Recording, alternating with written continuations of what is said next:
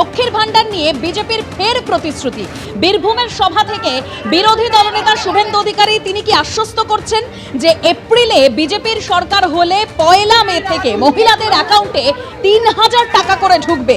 BJP ক্ষমতায় এলে আমরা আরো বেশি টাকা দেব, আমরা বিভিন্ন রাজ্যে মহিলাদের টাকা দিচ্ছি, বার্ধক্য ভাতা দিই। বিজেপি ক্ষমতায় এলে লক্ষ্মীর ভান্ডারের টাকা আরো বাড়বে দাবি করেছেন সুকান্ত মজুমদারও।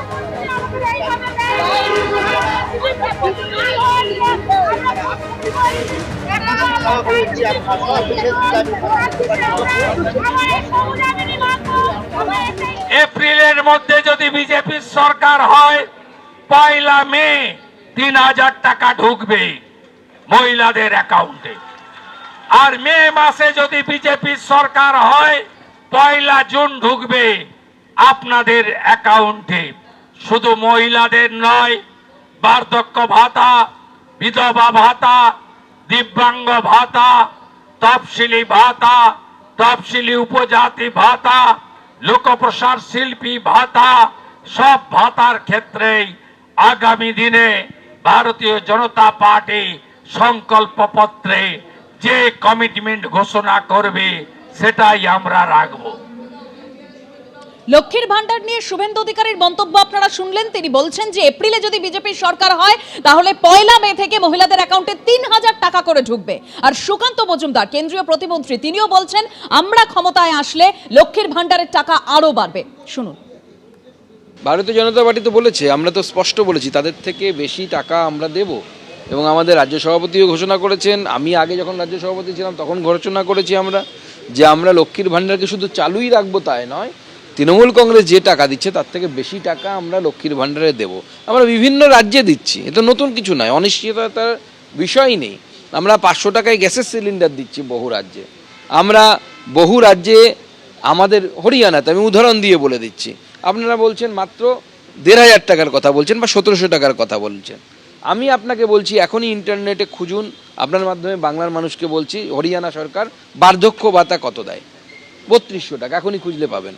প্রতি বছর বাড়ে 250 টাকা করে, প্রতি বছর ইনক্রিমেন্ট হয়। যেরকম সরকারি চাকরি যারা করেন তাদের 3% ইনক্রিমেন্ট হয়, সেরকম বার্ধক্য ভাতার ইনক্রিমেন্ট হয় বিজেপি শাসিত রাজ্যে। তো আমরা কিভাবে দিচ্ছি? আমরা ওই সমস্ত রাজ্যে দিচ্ছি। প্রত্যেক জায়গায় তৃণমূল কংগ্রেস যে টাকা দেয় তার থেকে বেশি টাকা আমরা দিই। আমাদের অরুণোদয় প্রকল্প আছে আসামে, তৃণমূল কংগ্রেসের থেকে বেশি টাকা দিতাম আমরা। রাজ্য বাজেটে লক্ষ্মীর ভান্ডারে 500 টাকা করে বরাদ্দ বৃদ্ধি করা হয়েছে। আর 5ই ফেব্রুয়ারি এই ভোট অন অ্যাকাউন্ট পেশের দিন মুখ্যমন্ত্রী মমতা বন্দ্যোপাধ্যায় লক্ষ্মীর ভান্ডার নিয়ে কি বলেছিলেন শোনাবো। আজকেও যে বলা হলো লক্ষ্মীর ভান্ডার ফেব্রুয়ারি মাস থেকেই তারা পাবেন। 500 টাকা করে বেড়ে গেল সবার জন্য। যারা 1000 পেত 1500 পাবে, আর যারা 1200 পেত তারা 1700 পাবে। এটা কি কম হলো? আপনি জানেন এতে কত টাকা যায়? আমরা এটা নয় যে কোনো কোনো রাজ্যে সাইকেল থাকলে পাবে না, স্কুটার থাকলে পাবে না, একটা মাথার ওপর চাল থাকলে পাবে না। আমরা সবাইকে দিই, यूनिवर्सल। और बिहार में 10,000 दिया था, उसका बाद बुलडोजर चलाया था। पहले इसको क्वेश्चन का जवाब मांगिए। और जियो को जगह में वो देने के लिए बोला था, वादा किया था, नहीं देता है। और वो क्या करते हैं, हम अगर एक परिवार में 5 है, 5 को देता है महिला को, तो 5 परिवार में 1 को भी नहीं देता है। ऐसा बहुत सारे परिवार है, हम ऐसा नहीं करते। हमारा यूनिवर्सल और उसका कॉन्ट्रोवर्शियल। বিজেপি বলছে তারা ক্ষমতায় আসলে লক্ষ্মীর ভান্ডারের টাকা আরো বাড়বে। আর কামারাটি পুরসভার 24 নম্বর ওয়ার্ডের তৃণমূল কাউন্সিলর তিনি বলছেন যে বিজেপি যদি ক্ষমতায় আসে লক্ষ্মীর ভান্ডার বন্ধ হবে। আর তার এই মন্তব্যে বিতর্ক তৈরি হয়েছে এবং তিনি বিজেপিকে সর্বনাশের দল বলেও আক্রমণ করেছেন।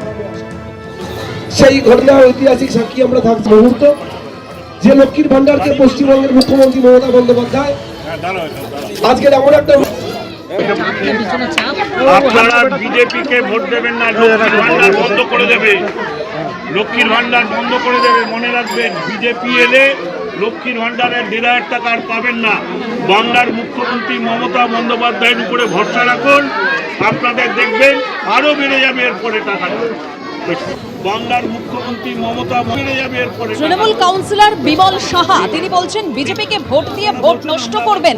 গতকাল নিজের এলাকায় লক্ষ্মীর ঘট বিলি করেন বিমল সাহা। লক্ষ্মীর সুরক্ষা নিশ্চিত করুক তৃণমূল সরকার, পাল্টা আক্রমণ করেছে বিজেপি।